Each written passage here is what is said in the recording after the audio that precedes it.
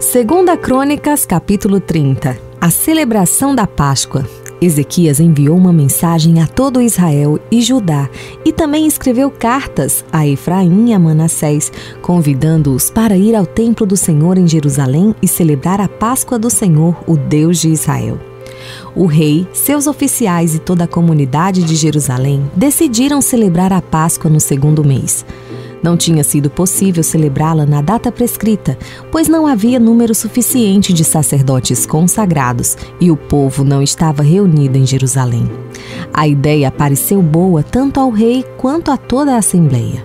Então, decidiram fazer uma proclamação em todo Israel, desde Berseba até Dan, convocando o povo a Jerusalém para celebrar a Páscoa do Senhor, o Deus de Israel, pois muitos não a celebravam segundo o que estava escrito. Por ordem do rei, mensageiros percorreram Israel e Judá com cartas assinadas pelo rei e pelos seus oficiais, com a seguinte mensagem: Israelitas, voltem para o Senhor, o Deus de Abraão, de Isaque e de Israel, para que ele se volte para vocês, que restaram e escaparam das mãos dos reis da Assíria.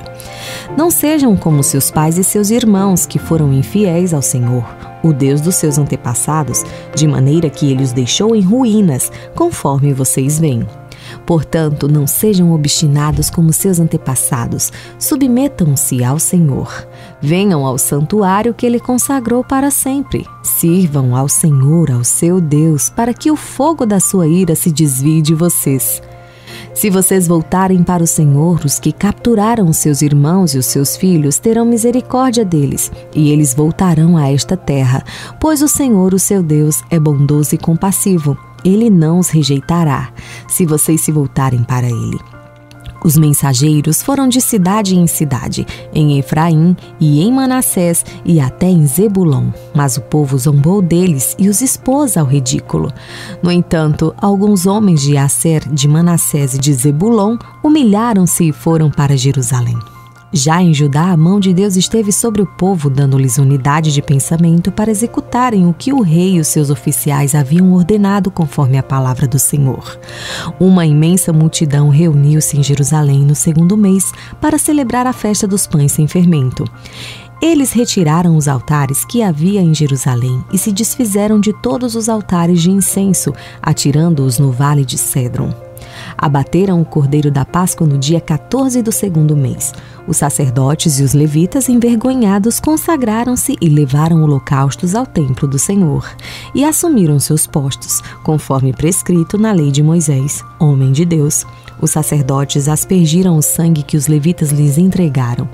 Visto que muitos na multidão não haviam se consagrado, os levitas tiveram que matar cordeiros da Páscoa para todos os que não estavam cerimonialmente puros e que por isso não podiam consagrar os seus cordeiros ao Senhor.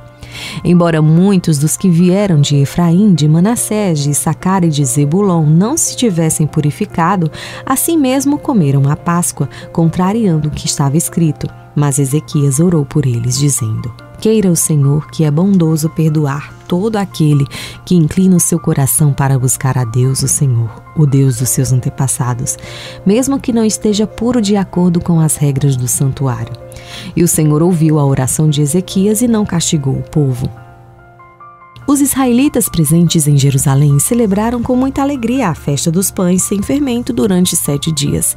Diariamente, os levitas e os sacerdotes cantavam louvores ao som dos instrumentos ressonantes do Senhor. Ezequias dirigiu palavras animadoras a todos os levitas, que mostraram boa disposição para com o serviço do Senhor.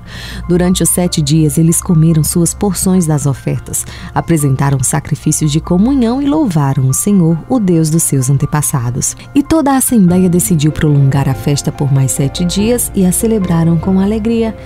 Ezequias, rei de Judá, forneceu 1000 novilhos e 7.000 ovelhas e bodes para a Assembleia, e os líderes, 1000 novilhos e 10.000 ovelhas e bodes. Muitos sacerdotes se consagraram, e toda a Assembleia de Judá se regozijava, juntamente com os sacerdotes, com os levitas e com todos os que se haviam reunido, vindos de Israel, inclusive os estrangeiros que viviam em Israel e em Judá. Houve grande alegria em Jerusalém, pois desde os dias de Salomão, filho de Davi, rei de Israel, não havia acontecido algo assim na cidade. Os sacerdotes e os levitas levantaram-se para abençoar o povo, e Deus os ouviu. A oração dele chegou aos céus, sua santa habitação.